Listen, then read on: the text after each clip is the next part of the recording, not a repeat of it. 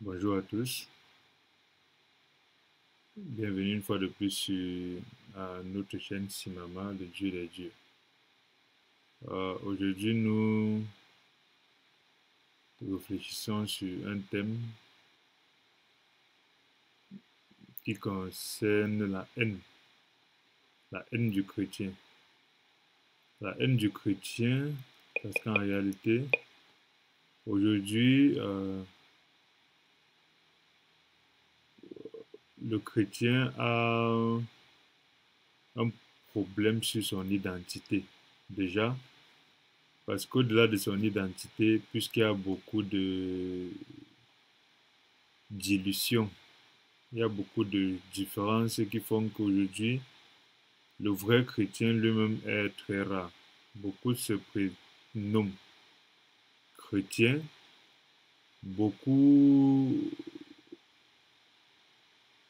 au fond, naïvement, je ne sais pas, ou peut-être consciemment ou inconsciemment, essayent de vivre une vie chrétienne, mais en réalité, soit parce qu'on ne leur a pas exactement enseigné, soit parce que qu'ils ne prennent pas la peine de regarder dans la Bible.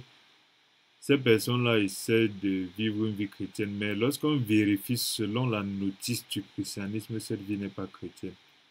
Elle est chrétienne de nom. Ça veut dire quoi? Ça veut dire, aujourd'hui, la Bible définit exactement ce que c'est qu'un chrétien. Mais lorsqu'on regarde ce que la Bible définit comme cheminement, déf- comme règle, comme loi pour un chrétien, lorsqu'on vérifie par rapport à ce que les gens vivent et font, on se rend compte que ce qu'ils font n'est pas du christianisme. Je ne parle pas ici du cas particulier de la loi, de faire ce qui est bien, ce qui est mal. Je ne parle même pas de ça. La loi et le bien et le mal s'appliquent à tout être humain. Mais le christianisme est un type de vie spécifique. Donc, tout être humain n'est pas forcément impliqué dans la vie du christianisme. Si on ne naît pas de nouveau, si on ne décide pas de vivre la vie chrétienne, naturellement, on n'est pas dans ça, même si on est né dans une religion où chaque dimanche on part à l'église. Le chrétien, c'est quelqu'un qui, déjà, Jésus-Christ n'est pas venu pour les chrétiens. Jésus-Christ n'est pas venu pour les chrétiens, Jésus-Christ n'est pas mort pour les chrétiens. Donc, Jésus-Christ n'est pas la propriété des chrétiens. Jésus-Christ est venu pour les êtres humains, pour l'humanité, et quiconque croit en sa mort, en sa résurrection pour laver une fois pour toutes nos péchés, présents, futurs, passés, et à cette réconciliation qu'il a fait à travers sa mort sur la croix, une fois pour toutes, qui nous reconnecte à Dieu, alors nous entrons à travers la porte qu'il est, lorsqu'il explique dans Jean 10 qu'il est la porte. Et nous entrons à travers cette porte-là et on appelle ça le salut. Lorsqu'on a la foi à ce travail-là, c'est le salut. Et le salut n'est que le début de la vie chrétienne. Malheureusement, certains frères ou certaines personnes qui aspirent au nom de chrétiens vivent leur christianisme pour avoir le salut à la fin de leur vie. Alors qu'on a d'abord le salut est au début de la vie chrétienne. Un chrétien sans salut n'est pas chrétien. Un chrétien sans salut est un pécheur. Jésus-Christ est venu pour régler le problème du péché. On ne peut pas régler le problème du péché et continuer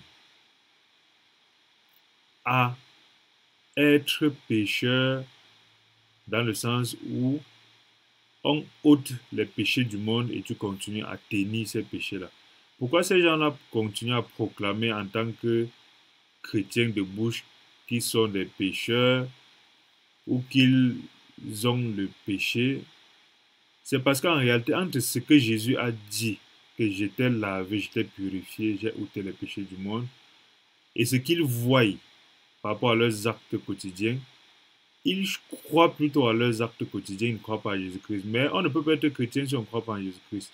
Ça veut dire, d'un côté, Jésus te dit, je suis mort pour toi, j'ai ôté les péchés du monde, j'ai ôté tes péchés, je t'ai lavé, je t'ai purifié, je t'ai justifié, tu es devenu saint. Ça, c'est ce que Jésus dit par sa mort sur la croix. Mais nous, au quotidien, on regarde, hier j'ai menti, hier j'ai volé, hier j'ai fait telle chose. Lorsqu'on regarde donc, on a devant nous deux choses. Jésus qui dit que tu n'es plus pécheur, tu es juste, tu es purifié. Et toi qui te vois en train de faire des choses qui ne sont pas justement, qui peuvent être des choses définies comme péché. Alors, il faut croire soit Jésus-Christ, soit nous-mêmes. Et c'est ça la difficulté d'être chrétien. Le chrétien est celui qui croit en Dieu et en Jésus-Christ et non en lui-même. Parce que si nous devons croire en nous-mêmes, nous allons croire en nos cinq sens, en ce que nous voyons. En ce moment, on va dire à Jésus, tu dis que tu m'as sauvé du péché alors que je suis encore pécheur. Et là, on n'est pas dans la foi.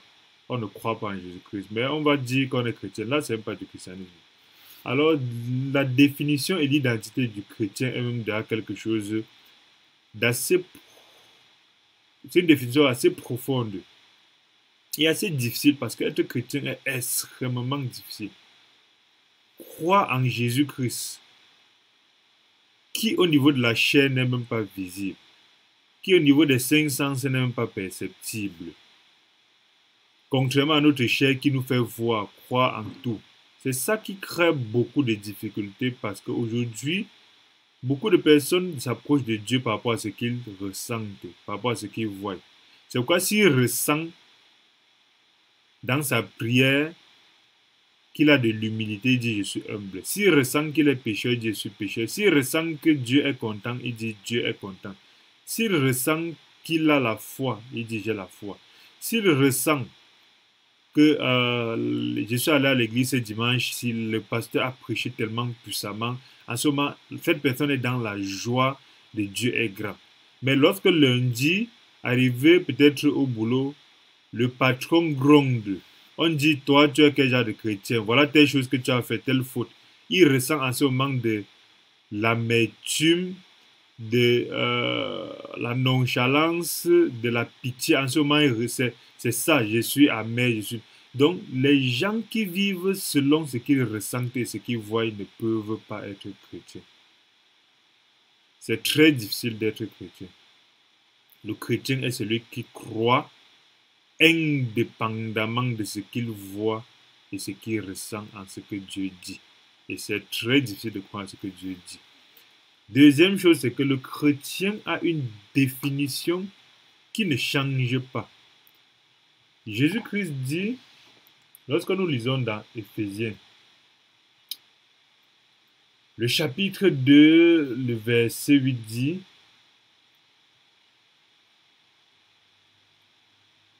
commençons à partir du verset 1 pour voir un peu justement comment on peut faire de la spéciation, de la spécification, de la déduction du général vers le particulier.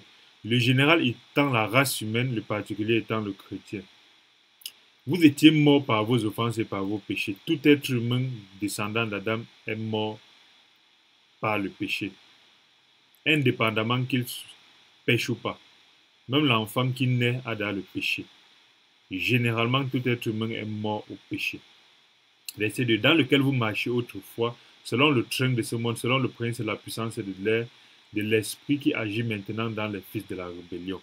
Naturellement, étant nés avec le germe du péché, nous sommes aussi naturellement sujets à un roi, le roi du monde, le roi qui s'appelle Satan, qui dirige le monde, qu'on le veuille ou pas, qu'on soit d'accord ou pas, qu'on soit chrétien ou pas, Satan dirige le monde.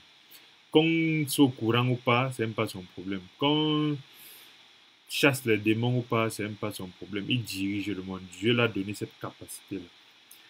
Nous aussi, nous étions de leur nombre. Nous tous, nous étions aussi pécheurs.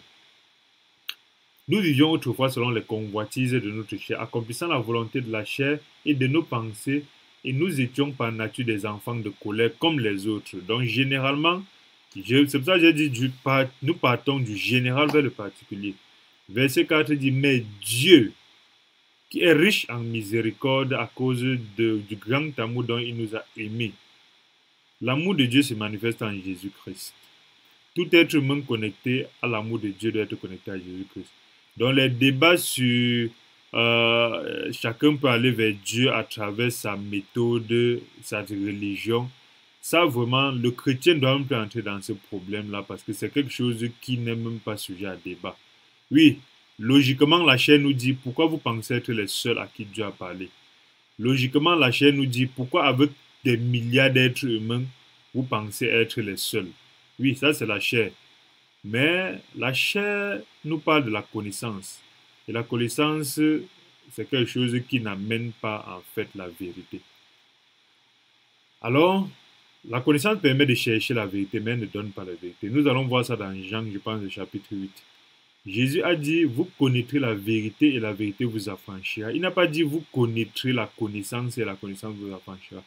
Observez bien les gens qui sortent leur longue bouche sur Dieu en parlant des choses liées à des livres qu'ils ont lus, des théories qu'ils ont. Ils vont vous parler de la connaissance, mais jamais de la vérité. Lorsqu'il va s'agir de la vérité, ils vont vous dire, nous ne savons pas vraiment. Nous pensons que nous imaginons que la connaissance ne libère pas, la vérité libère. Or, la connaissance ne finit pas, la vérité est cadrée, la vérité ne change pas. La vérité, en fait, n'est pas énorme comme la connaissance. Soit quelque chose est blanc, soit quelque chose est noir, par exemple.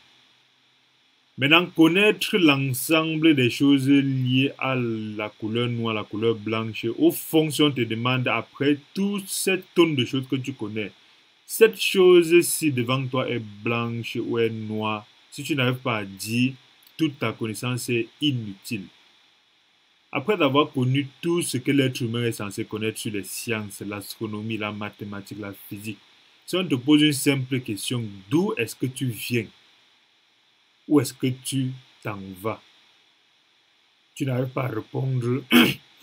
Alors toute ta connaissance est inutile. Elle n'a pas donné la vérité. Maintenant, à travers ta connaissance, venir adoucir les bords de la vérité et diluer la vérité en disant nous ne connaissons pas d'où nous partons. Nous. Non, il y en a d'autres qui connaissent exactement d'où ils viennent, exactement d'où ils vont. Contrairement à toi, ils connaissent tout. Donc c'est ça justement le dilemme du chrétien qui doit à un moment donné ne pas entrer dans les histoires liées à la connaissance du monde, mais rester à la vérité. Parce que le chrétien, c'est quelqu'un qui a la vérité. Voilà une deuxième particularité. Beaucoup de personnes disant être chrétiens cherchent la vérité dans la connaissance. Alors, nous nous rendons compte aujourd'hui qu'il y a un ensemble de personnes qui, chaque jour, viennent semer le trouble dans le cœur des chrétiens. Pourquoi? Parce qu'en réalité, ces personnes-là viennent chaque jour avec de nouvelles vérités qui, selon elles, sont tellement logiques qu'ils n'en sauraient être autrement. Ça veut dire que nous ne devons pas laisser un professeur d'université définir la vérité sous prétexte qu'il a bien expliqué quelque chose de logique. Nous ne devons pas laisser un africaniste parce qu'il a passé à expliquer les choses sur Amon-Ra, sur les ancêtres, sur les pyramides, définir la vérité chrétienne sous prétexte que ce qu'il a dit est logique selon la chair. Parce qu'aujourd'hui, les jeunes nous avons beaucoup de problèmes. Nous sommes dilués dans un surplus d'informations. Et ce surplus d'informations-là nous amène aussi des pseudo-intellectuels qui nous donnent des raisonnements extrêmement logiques et extrêmement sucrés pour l'exercice cérébral. Des raisonnements, lorsque tu suis, tu te dis, voilà une personne intelligente. Mais ces raisonnements-là, à la fin, celui qui n'est pas affermi dans la vérité chrétienne se retrouve embrouillé. Parce qu'on se lève un matin, on vient vous dire, la nouvelle vérité, c'est qu'il faut rentrer en Égypte. On vous donne un ensemble de raisonnements. Et lorsque vous rentrez, en tant que chrétien non affermi, vous commencez à mélanger la connaissance qu'on vous a donnée et la vérité, qui est que Dieu est un Dieu qui ne change pas. On se lève un matin, on vient vous dire qu'il faut aller vers les crânes des ancêtres, aller vers les arbres, vers les magies. On vous donne un ensemble de raisonnements tellement clairs et sucrés pour l'exercice cérébral, au point où en tant que chrétien, vous vous dites, mais peut-être c'est ça qui est la vérité. C'est ça qui fait qu'en réalité, beaucoup de personnes sont sur le chemin du christianisme, mais peu sont chrétiens. Beaucoup de personnes sont aussi éclairées par le christianisme, mais peu sont la lumière du christianisme. Les chrétiens sont des lumières. Beaucoup de personnes sont éclairées par la lumière, mais pensent qu'ils sont la lumière. Alors le verset 4 dit, mais Dieu qui est riche en miséricorde à cause du grand amour dont il nous a aimés. C'est lui qui nous a aimés, ce n'est pas nous qui avons aimé Dieu. Méfions-nous aussi pour le troisième point des chrétiens qui pensent qu'ils ont tellement aimé Dieu qu'ils ont donné leur vie à Dieu. Ils ont tellement aimé Dieu qu'ils sont mieux que les autres qui n'ont pas donné leur vie à Dieu. Ils ont tellement aimé Dieu que dimanche ils sont à l'église, ils chantent, ils dansent, ils prient parce qu'ils aiment Dieu. L'être humain n'aime pas Dieu. L'être humain peut-être aime ce que Dieu peut donner. L'être humain aime peut-être comment utiliser Dieu pour avoir ses propres ambitions. L'être humain peut-être peut aimer la chair. L'être humain peut avoir par exemple le désir de l'éternité, comme le dit Ecclésiaste, mais aimer vraiment Dieu là, c'est vraiment pas vrai parce qu'en fait, c'est le Père qui nous arrête. Un enfant peut avoir le désir d'arrêter son père. Il peut avoir le désir de suivre son père. Il peut avoir le désir d'être comme son père. Mais il n'a pas forcément l'amour de suivre son père. Il n'a pas forcément l'amour d'arrêter son père. Il n'a pas forcément l'amour d'être comme son père. Parce que le désir est quelque chose de temporel, alors que l'amour est continu. C'est pourquoi, ayant ce désir-là, nous recevons la grâce que Dieu nous tienne. Et c'est comme un enfant qui a reçu le désir de tenir la main de son père, mais c'est son père qui, sachant justement l'incapacité de l'enfant, saisit la main de l'enfant. Et c'est ça l'amour de Dieu dont parle Éphésiens, chapitre 2, le verset 4. Il nous a aimés. Nous qui étions morts par nos offenses, il nous a rendus à la vie avec Christ. C'est par grâce que vous êtes sauvés. Voilà le début du christianisme. Tout le monde est pécheur, mais certains découvrent l'amour de Christ et ils se connectent à Christ. La majorité ne le fait pas. La majorité, donc, justement, va entrer dans ce qu'on appelle la haine. C'est pour ça que nous parlons aujourd'hui de la haine chrétienne. Verset 6, il nous a ressuscités ensemble. Le chrétien est mort. Beaucoup de personnes aujourd'hui sont chrétiennes, mais ne sont pas en fait mortes. Ça fait mal de mourir. Parce que être chrétien, il faut mourir. Tu vois avec tes yeux quelque chose de blanc, mais Jésus-Christ te dit que c'est noir. Si tu es vivant, tu ne vas jamais accepter que c'est noir. Donc c'est pour ça que ces gens-là qui n'arrivent pas à comprendre la puissance du christianisme, c'est parce qu'ils ce sont des personnes vivantes qui croient beaucoup à leur cerveau et à leur sens. C'est pourquoi aujourd'hui, quand quelque chose ne cadre pas avec leur cerveau, leur sens, ne pouvant pas comprendre pourquoi c'est blanc selon leurs yeux et que Jésus dit c'est noir, ils n'arrivent pas à comprendre, ils entrent dans la haine du chrétien, la haine de Dieu, la haine des choses spirituelles. Ils magnifient les choses de la chair, ils magnifient l'humain dans le sens de toucher, voir. Et c'est ça qu'ils considèrent comme vérité. C'est vrai pour eux parce qu'ils sont capables de toucher. C'est pourquoi ils vous disent, vous les chrétiens, où est votre Dieu? Où est votre Jésus-Christ? Vous ne le voyez pas et pourquoi vous prétendez qu'il existe et qu'il est aussi puissant? Alors c'est ça qui crée la haine. Parce que nous croyons à un Dieu qu'il ne voit pas. Et le verset 6 dit, il nous a ressuscités ensemble. Il nous a fait asseoir dans les lieux célestes en Jésus-Christ. Le vrai chrétien doit savoir quelle est la source de sa chrétienté. La source de sa chrétienté, c'est le ciel. Alors que beaucoup de chrétiens vivent en attendant lorsqu'ils vont mourir, d'aller découvrir le ciel. Le chrétien vit le ciel à partir de la terre. Et ceci est connu à travers le Saint-Esprit. C'est le Saint-Esprit, lorsqu'on est connecté au Saint-Esprit, il nous ramène les choses du ciel dans notre esprit. C'est pourquoi il ouvre notre entendement. En fait, lorsque Jésus dit « En moi, je suis toute la connaissance », ce n'est pas pour dire que c'est la connaissance humaine sur les sciences. Non. Être chrétien ne veut pas dire qu'on aura 15 000 doctorats, on va avoir son opinion sur tout, on va tout savoir. Non. Mais Jésus qui dit qu'il est la source de la connaissance, en lui, il est la source de la sagesse. En fait, qu'est-ce qu'il veut dire? Il veut dire que toute la connaissance est en lui au point où si en réalité quelque chose est utile à ce que tu la connaisses, il va te la donner.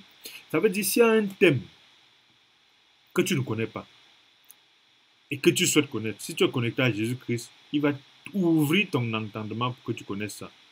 Ce n'est pas qu'il va remplir ton cerveau de toute la connaissance, c'est un peu utile, toute la connaissance n'est plus utile.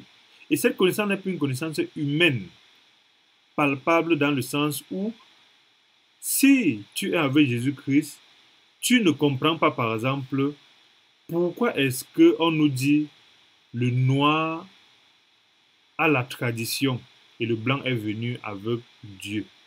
Si c'est quelque chose que tu ne comprends pas, Dieu va ouvrir ton entendement, tu vas comprendre. Mais si tu veux tenir compte de la connaissance des gens qui vont t'expliquer qu'il faut rentrer voir le dieu Ra, le pharaon Amenhotep, Tutankhamon, et à ce moment, il faut rentrer vers l'Ifa. Avec ça, en réalité, tu vas avoir la connaissance humaine qui ne va jamais te satisfaire et qui ne va jamais te donner la vérité. Mais lorsque tu mets devant Dieu ce besoin de connaissance, il te donne la vérité en te faisant découvrir qu'en fait, chaque peuple à un moment donné a eu ses moyens de s'approcher de Dieu, mais Dieu est resté Dieu unique.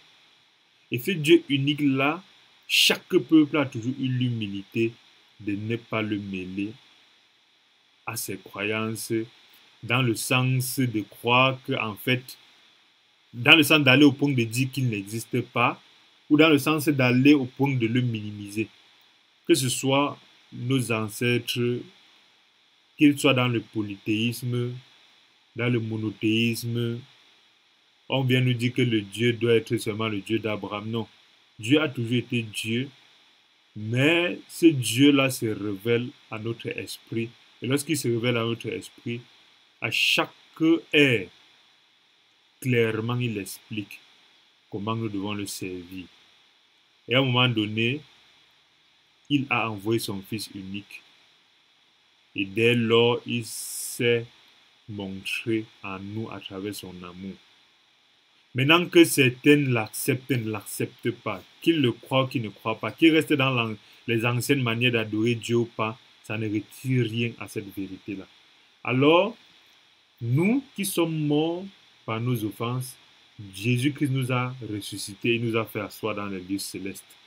Contrairement, ça c'est quelque chose qui bousille le petit cerveau de ces gens-là qui veulent s'approcher de Dieu à travers la chair. Tant la chair de respecter la loi que tant la chair de je suis intelligent et j'explique Dieu à travers ce que je vois. Si je vois Dieu, j'accepte. Si je ne vois pas, je n'accepte pas. Sinon, c'est le Dieu des Blancs. Car, verset 8, c'est par la grâce que vous êtes sauvés par le moyen de la foi. Cela ne vient pas de vous, c'est le don de Dieu.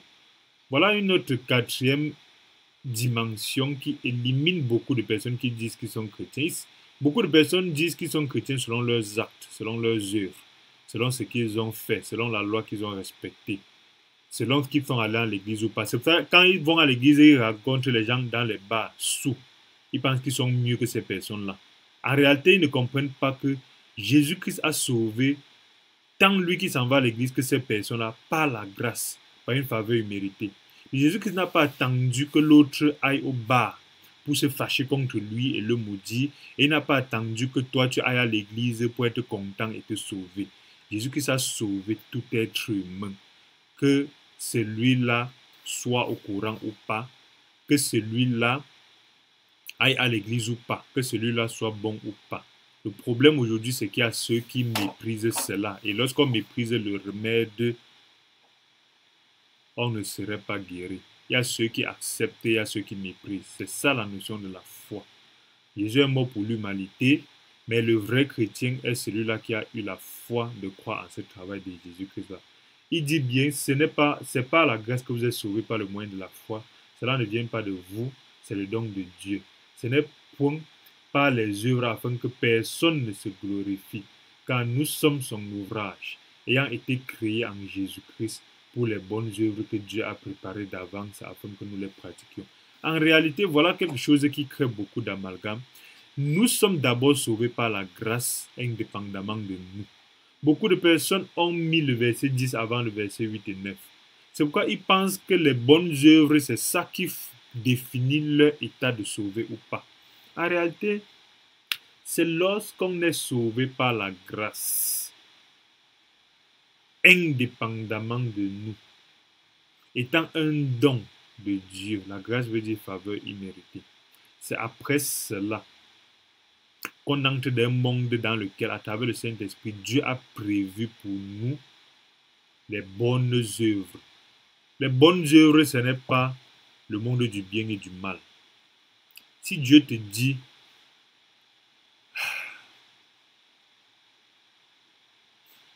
mais il faut que ce soit Dieu qui te dise, pas que ce soit la chair. Parce que nous, notre faute, nous tous, aujourd'hui, c'est que nous mélangeons les œuvres de la chair ou les œuvres de Dieu. Mais si Dieu te dit de façon directe, insulte quelqu'un pour que cette personne se repente. Si tu insultes cette personne, c'est une bonne œuvre.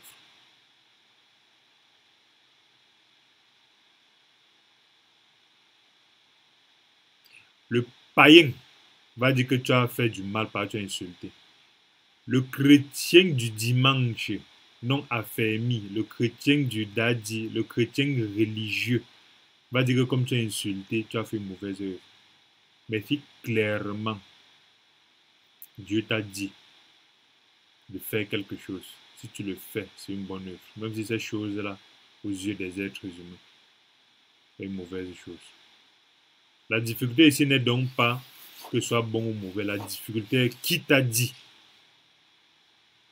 Parce qu'en réalité, c'est aussi ça qui crée la haine. Nous allons voir dans cette série de la haine du chrétien qu'en fait, il y a deux types de haine. Il y a la haine qui découle du monde, parce que le monde, en fait,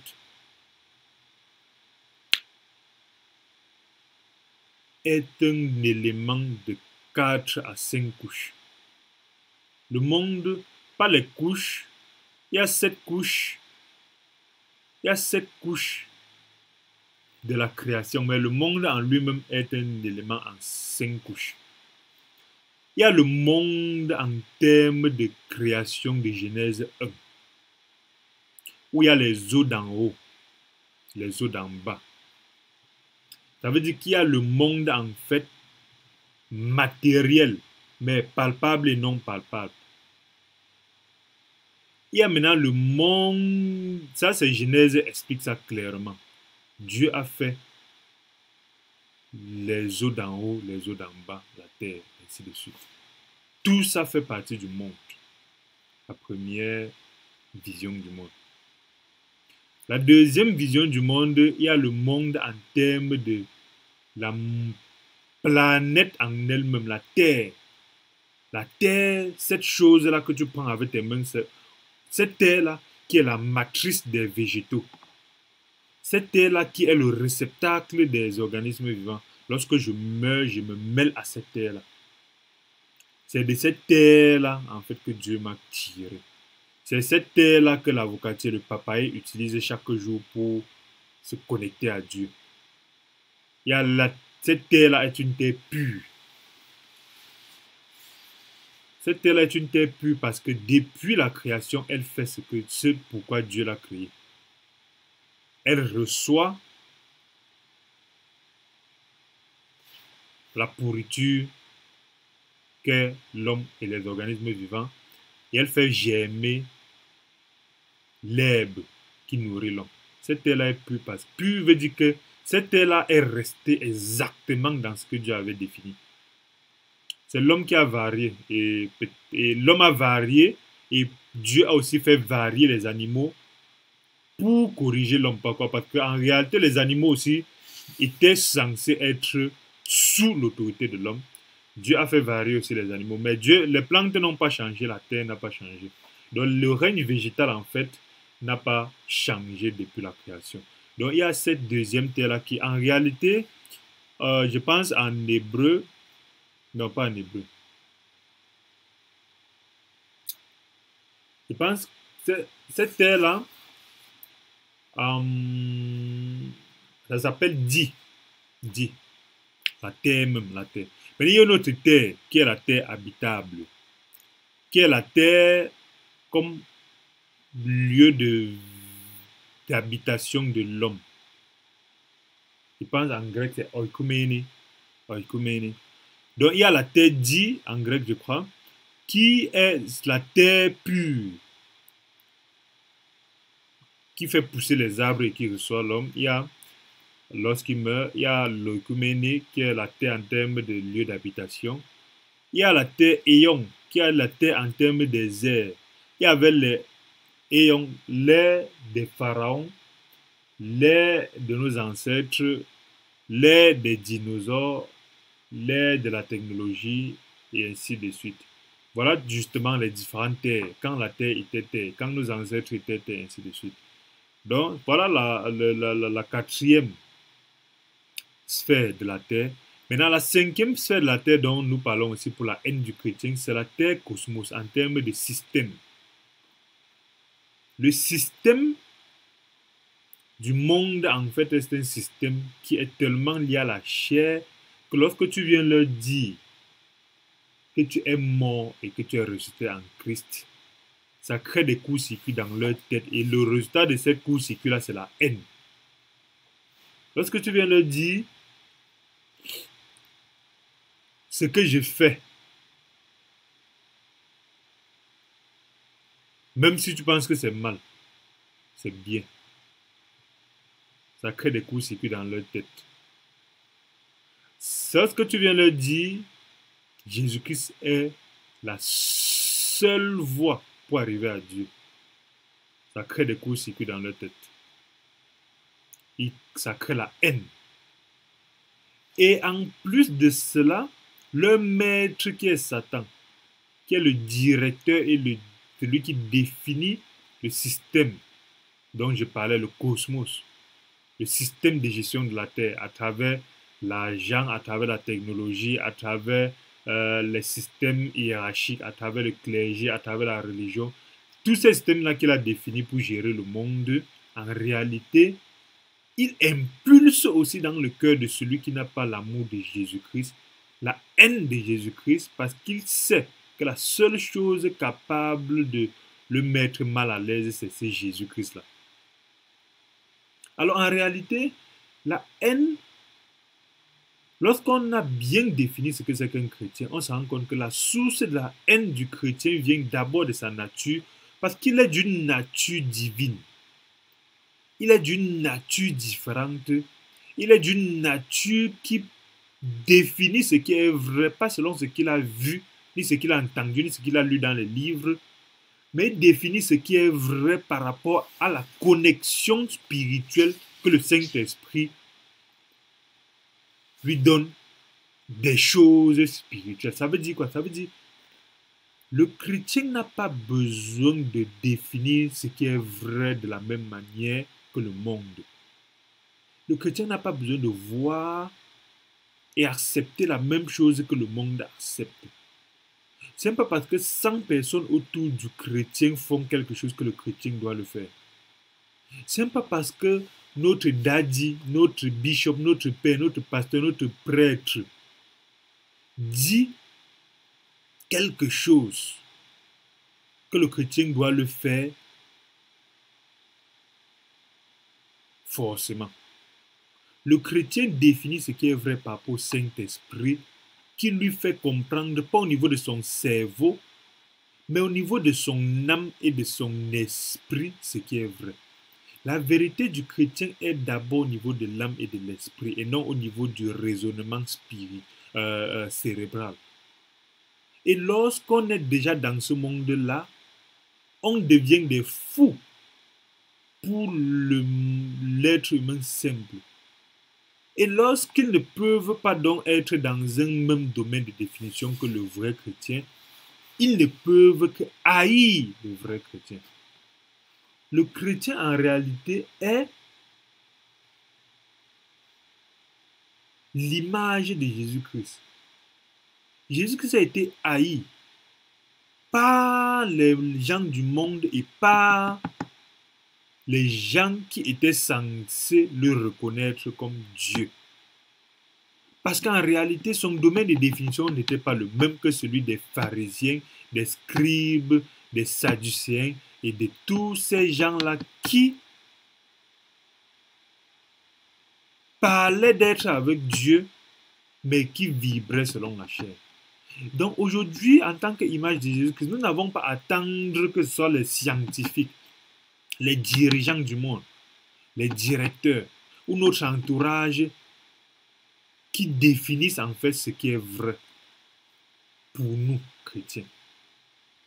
Parce qu'en réalité, lorsqu'on est dans ce monde-là où on définit ce qui est vrai selon le monde va nous aimer.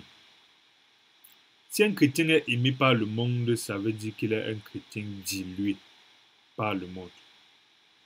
Le monde ne peut pas aimer quelque chose qui n'est pas de lui. Si un chrétien est aimé par le monde, ça veut dire que tôt ou tard, à un certain niveau, il s'est dilué. À mon niveau, il s'est compromis. Que ce soit sciemment ou inconsciemment, à un niveau, il s'est compromis. En réalité, Ephésiens 4 dit, à partir du verset 14, afin que nous ne soyons pas des enfants flottant et emportés à tout vent de doctrine, par la tromperie des hommes, par leur ruse et par les moyens de séduction. En fait, lorsqu'on a défini exactement la source de notre christianisme, nous ne sommes pas balancés de gauche à droite selon les nouvelles vérités qui sont à la mode. Il y a certaines vérités qui sont à la mode du genre le bon chrétien est celui-là qui a dominé le monde et Satan est à ses pieds. Non, non, Dieu n'a jamais mis Satan à tes pieds. Dieu a mis Satan au pied de Jésus-Christ. Toi qui es caché en Jésus-Christ, reste en Jésus-Christ. Satan est entre les pieds de Jésus-Christ. Mais Dieu ne t'a pas envoyé aller marcher sur la tête de Satan sans qu'il soit spécifiquement, il n'est spécifiquement défini cela. Oui, en son nom, nous marcherons sur la tête des scorpions, des démons, tout ça. Mais en son nom. Il y a ce christianisme-là de accepter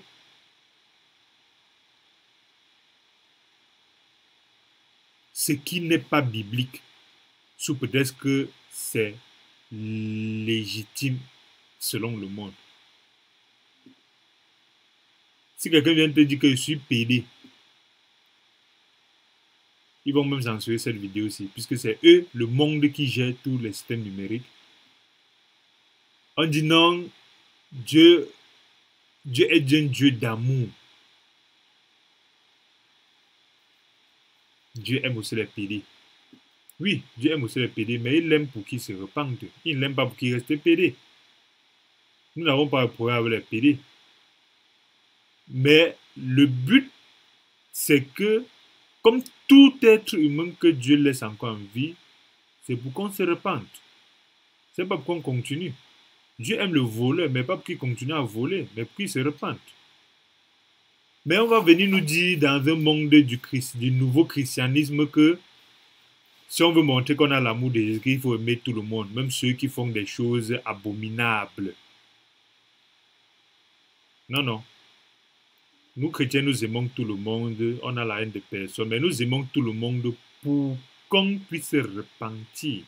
Parce que nous-mêmes, les chrétiens, sommes les premiers à nous repentir chaque jour, parce que la chair est faible. Si la chair me conduit dans les choses que Dieu dit, tu ne commettras pas homme avec homme des choses abominables dans Lévitique 18. Je ne pense pas que venir dire que Dieu est amour,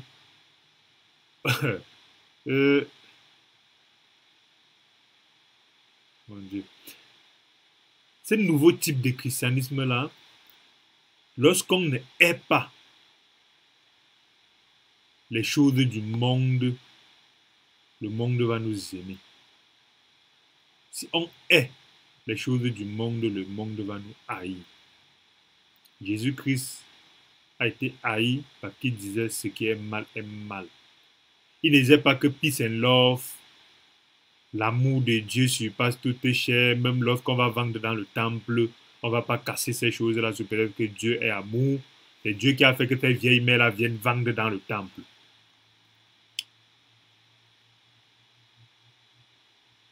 La haine du monde crée la haine du chrétien. La haine du monde, c'est la séparation. La haine du monde, ce n'est pas l'amertume envers le monde. La haine du monde, c'est de comprendre que le système du monde est un système opposé au système du Père, de notre Père céleste, de Dieu. Et le monde fait tout pour nous détruire. Donc la haine du chrétien est une haine qui en fait vient du fait que le chrétien n'a pas les mêmes bases que les gens du monde. Et nous n'avons pas à vouloir avoir les mêmes bases que les gens du monde. Ils n'ont pas à nous comprendre. Arrêtons de nous inquiéter parce que tel grand professeur est en train de dire que le christianisme est faux. Tel grand entrepreneur en vendant ses vidéos sur Facebook est en train de dire que le christianisme est faux. Tel grand homme est en train de dire qu'on doit rentrer chez la tradition, chez les ancêtres. En ce moment, on commence à se sentir un peu flottant, comme Éphésiens 4:11, de cette tromperie-là. Parce que c'est un grand professeur imminent. C'est un vendeur de vidéos sur Facebook qui parle tellement bien qu'on peut se dire, mais ce qu'il dit est logique. Oui, mais nous n'avons pas les mêmes bases que. C'est un peu un petit flemmard qui a un professorat ou un doctorat ou 2-3 doctorats qui va venir t'imposer la vérité de Jésus-Christ. La vérité de Jésus-Christ est immuable.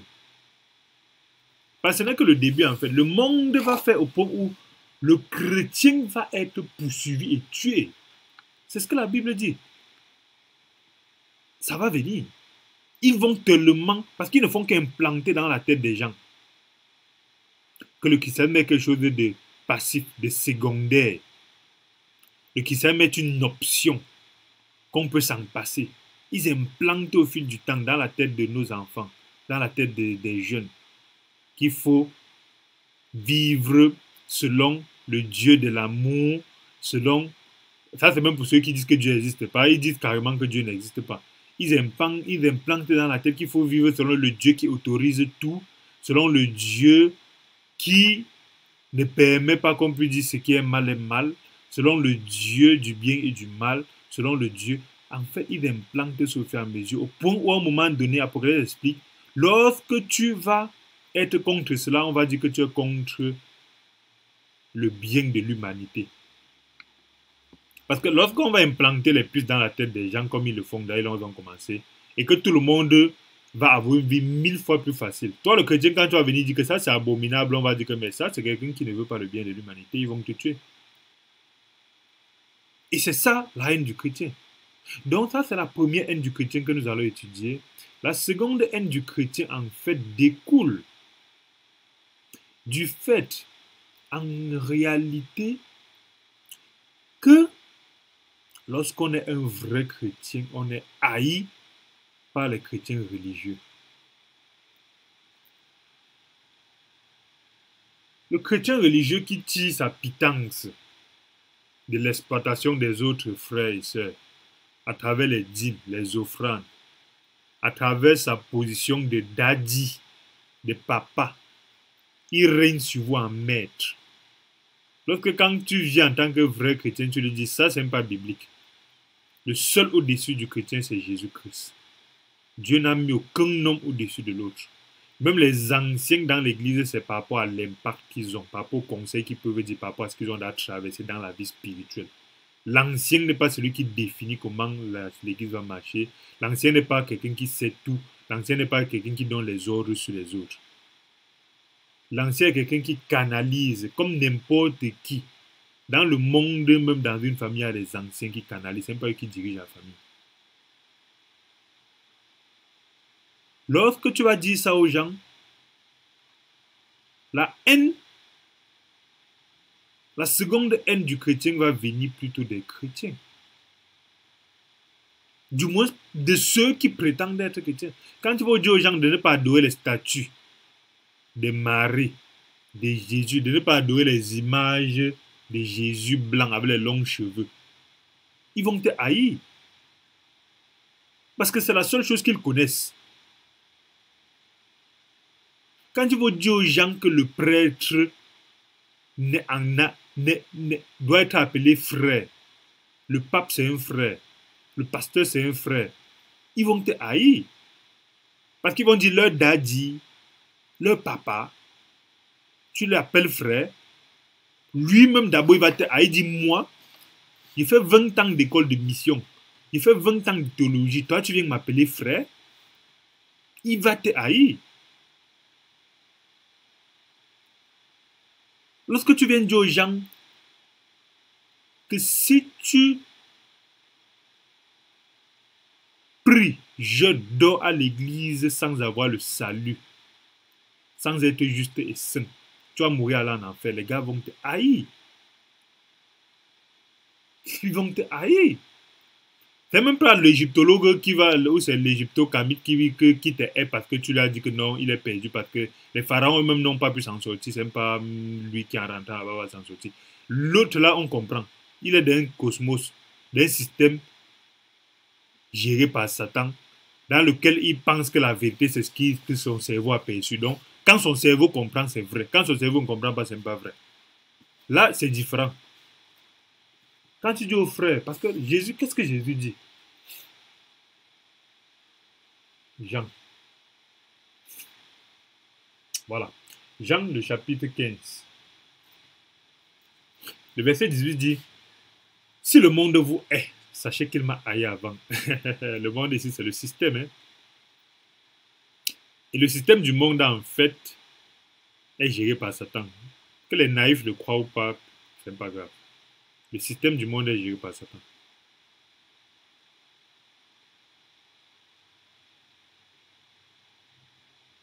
Le système du monde est piloté par Satan, qui pilote une poignée de personnes qui gèrent. Ce monde est entre les mains d'une poignée de personnes qui eux-mêmes sont pilotées par Satan. Donc les autres qui sont en bas dans le système opérant, qui ne sont que des répéteurs, ils utilisent leur doctorat, leur professorat, leurs vidéos de Facebook. Ils utilisent leur haine du blanc, leur haine du néo. Nous tous, nous sommes d'accord qu'on nous a exploités en utilisant les choses de Dieu. Nous détestons cela, nous combattons cela même aujourd'hui. Même entre les chrétiens qui exploitent encore aujourd'hui les gens qui sont les pasteurs, les trucs. Le pasteur n'est pas dirigeant d'une église. Le daddy, le bishop avec les longues soutanes là, ça sont des exploitants. Pire que le blanc. Donc, quand Jésus dit, Jean 15, verset 18, si le monde vous hait, sachez qu'il m'a haï avant vous. Si vous étiez du monde, le monde aimera ce qui est à lui. Méfiez-vous des chrétiens qui sont aimés du monde. Les pasteurs multimilliardaires. Les pasteurs qui entrent dans les systèmes du monde. Le pape qui est aimé dans le système du monde. Méfiez-vous d'eux. Méfiez-vous du monde qui arrive à aimer certains chrétiens. Si le monde aime un chrétien, ça veut dire que Jésus a tort ici. Ça veut dire que Jésus ment. Jean 15, comment il peut dire que le monde est les gens alors que le monde nous aime, nous les chrétiens? Non. Si le chrétien est aimé par le monde, ça veut dire qu'il s'est compromis.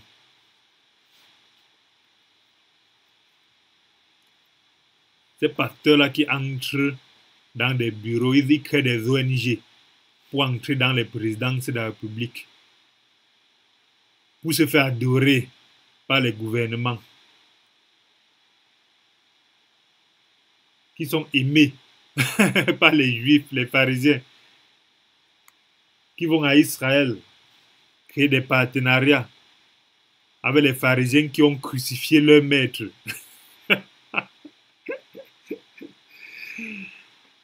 Ah, les gens ont crucifié votre maître, mais ils aiment quand même les serviteurs du maître. Ils partent en Israël faire des partenariats avec des rabbins.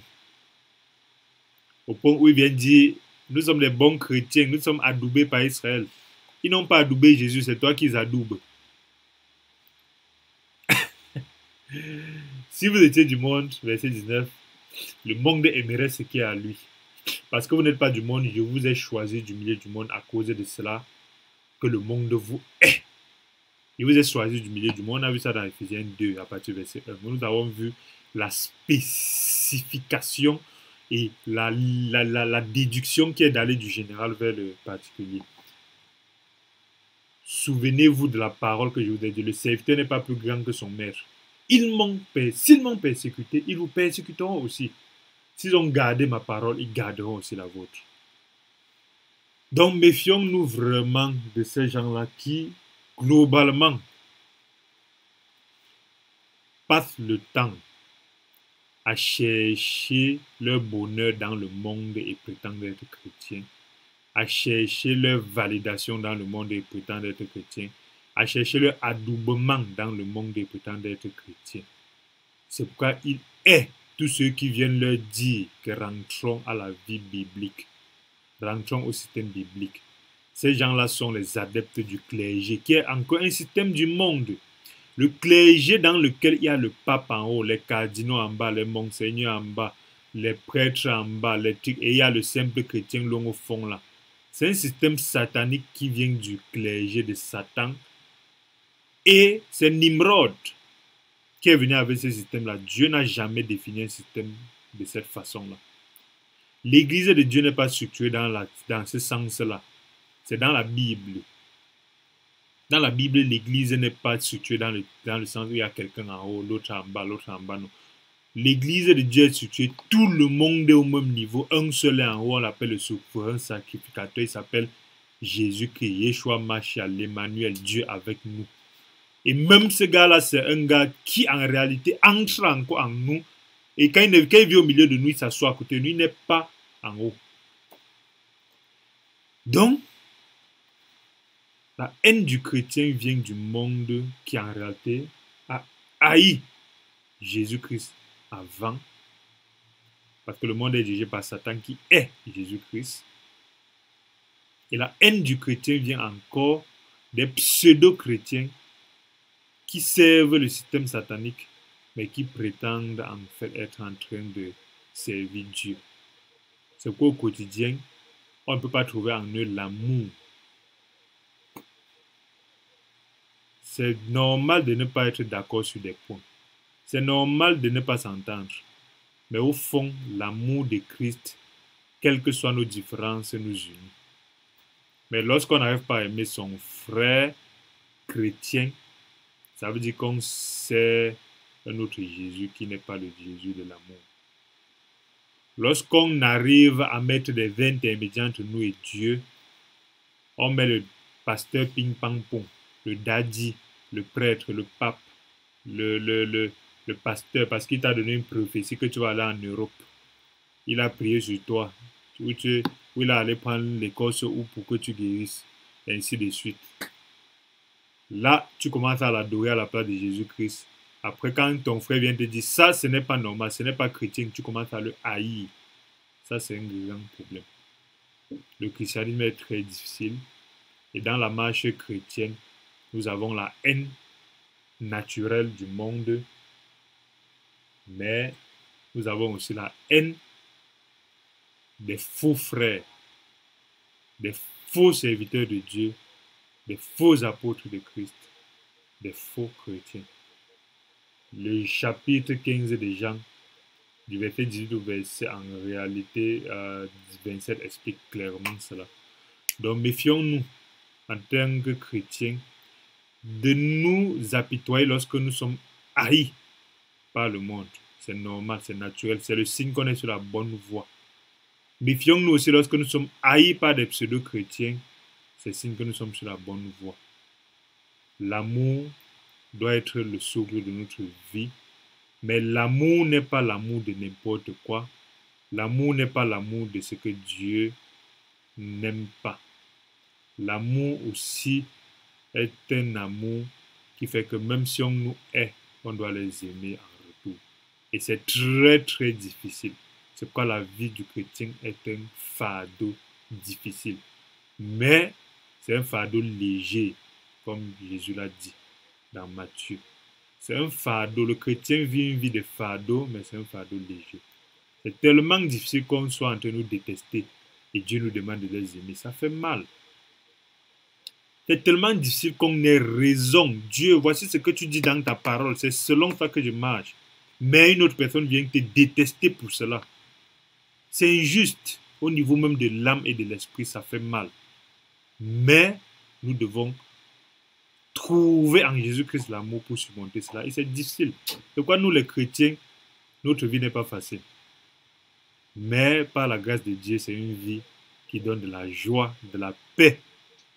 Lorsqu'on arrive à recevoir le savoir et la vérité de Jésus-Christ.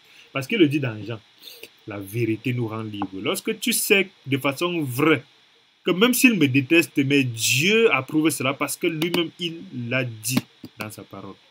En ce moment, on est content même face à la difficulté.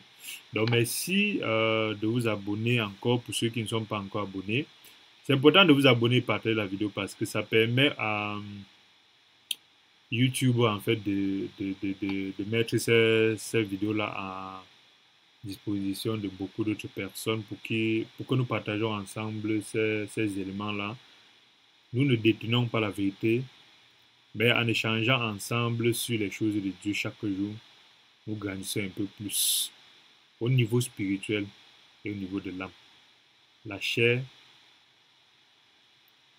va rester ici, dans la terre dit. Même cette période-ci, cette humanité-ci, qui est la terre habitable à cette période-ci, la terre ayant, même la terre habitable, l'Okumene, va passer. Mais la terre en termes de système qui nous est, l'amour de Dieu qu'il nous donne, nous permet de surmonter et de vivre dans la joie. Merci de partager la vidéo, de vous abonner et à bientôt.